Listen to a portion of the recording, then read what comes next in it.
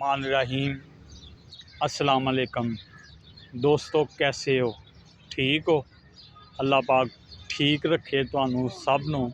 मैं भी अलहमदुलिल्लाह ठीक हाँ, अल्लाह पाक दा शुक्र है। तो अल्लाह पाक तुहानू सानू अपने हिफ्ज़ो मान च रखे ते हमेशा खुशियां देवे, सुकून देवे ते इत्मीनान नाल ज़िंदगी बसर करो ते सेहत तंदरुस्ती वाली लम्मी उम्र अता फरमाए।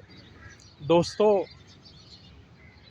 गल ये करनी चाहते हाँ कि सच्चाई जिहड़ी है ना, उहदी बड़ी पावर है, बड़ी ताकत है।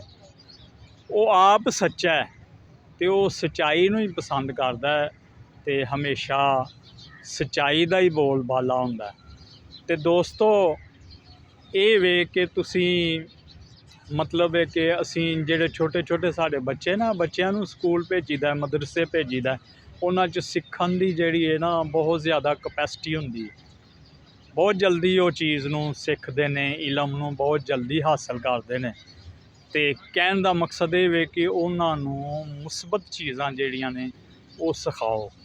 मसलन घर असी बैठे हैं, दरवाज़ा खड़किया है, कोई आया है, असी अपने बच्चे नूं कहिए कि बेटा अंकल से बोलो कि पापा घर नहीं है, ये झूठ है।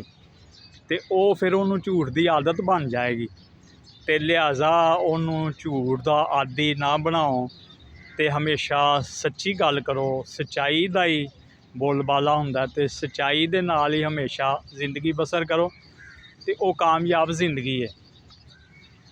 साथियों, दोस्तों, असी तुहाडे वास्ते जिहड़ी वीडियो बनाने आ उन्होंने तुसी सब तो पहले तो इनू चैनल नू सबसक्राइब कर लो, फिर वीडियो नू फॉलो करो, लाइक करो, शेयर करो तो कमेंट भी करया करो।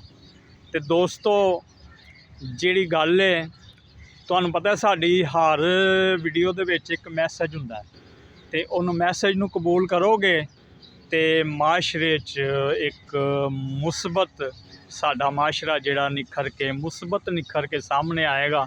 अपने वतन नाल प्यार करो, अपने मुल्क नाल प्यार करो और हमेशा साफ सुथरी ते बेहतरीन जिंदगी गुजारो। अल्लाह पाक तुहाडा साडा हामियो नासर होवे ते खुदा हाफिज़।